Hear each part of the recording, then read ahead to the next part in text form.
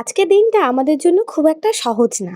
আজ দাদা কাজের জন্য দুবাই চলে যাচ্ছে। হয়তো প্রত্যেকটা মধ্যবিত্ত পরিবারে এমন একটা দিন আসে। তাই আমি পায়েল ফ্রম অজয় আলাপ। আজ এসে গেছি একটা নতুন ছোট্ট এক্সাইটিং ব্লগের সাথে। ভিডিও শুরুতে তোমরা দেখলেই আজ দাদা চলে যাচ্ছে কাজের সূত্রে দুবাই। সকাল থেকেই সবাই একসাথে সময় কাটাচ্ছি, খাচ্ছি, কথা বলছি, কিন্তু কারোরই মন ভালো নেই। আজকের ভিডিওটা একটু অন্যরকম। আমি লাস্ট 1 বছরে কবে এরকম ভিডিও শেয়ার করেছি আমার নিজেরই মনে নেই। আমি আমার লাইফ শেয়ার করি, আমি বাড়িতে সারাদিন কি করছি, কিন্তু আমরা বাড়িতে সবাই মিলে কি করছি এটা খুব একটা শেয়ার করা হয় না। এখন মা বানাচ্ছে পোলাও আর আমি এখানে ভাজছি বাটা মাছ। আমি তো বাড়িতে সারাদিন সেইভাবে থাকি না। সকালবেলা যাই পড়তে, বেলায় যাই স্কুলে, আবার বিকালবেলা এসে খেয়ে দিয়ে আবার চলে যাই পড়াতে। বাড়িতে সারাদিন কি বা আমি দেখাবো। আমি আমাদের এখানে স্কুলে একটা পার্ট টাইমে কাজ করি, তো সারাদিনই আমার বলতে পারো ওখানেই কেটে যায় বেলার টাইমে 10টা থেকে বিকাল 3টে। এখন গরমের ছুটি আছে বেশ কিছুদিন, আমি গরমের ছুটিতেই বাড়িতে আছি, কিন্তু আমার ব্লগ সেইভাবে বানানো হচ্ছে না, টিক দিচ্ছে। আজকে দুপুরে কি রান্না করা হয়েছিল সেটা তো তোমাদেরকে আগেই দেখিয়েছি।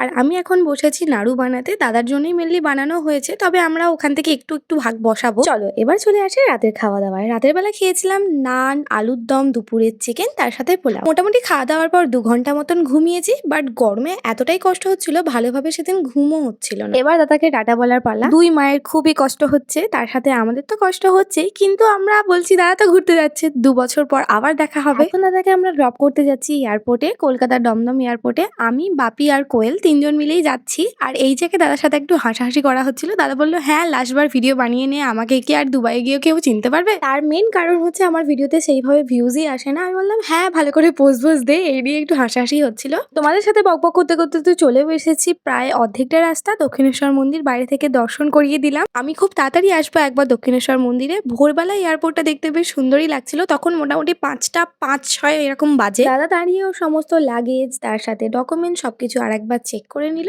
তারপর গেল গেটের দিকে। তো এবার ওকে ফাইনালি টাটা বলার পালা। আজকের ভিডিওটা এইটুকুই রাখলাম। যদি কোথাও ভালো লেগে থাকে do like, share and subscribe.